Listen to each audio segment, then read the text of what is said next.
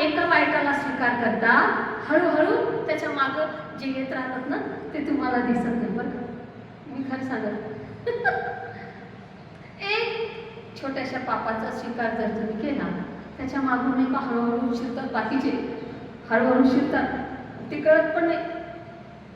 मग लगेच सगळं चांगलं वाटायला लागते. एन्जॉय लाईफ है ना, असं वाटायला लागतं. म्हणून जीवनामध्ये मी एकच तुम्हाला सांगेन की आपली संगती चांगली ठेवा, आपली संगत चांगली ठेवा, आपलं उठणं बसणं चांगल्याशी ठेवा.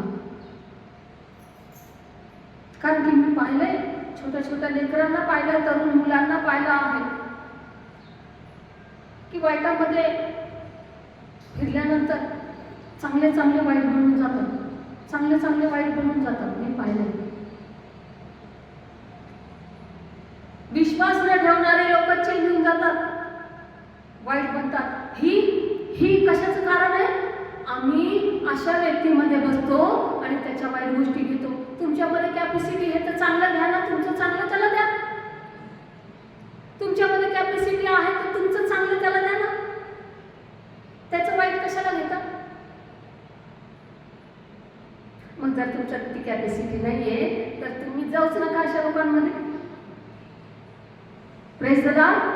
जर आम्हाला आपला बचाव करायचा, आपलं जीवन वाचवायचं आहे तर अशांपासून सावध आणि हुशार राहा.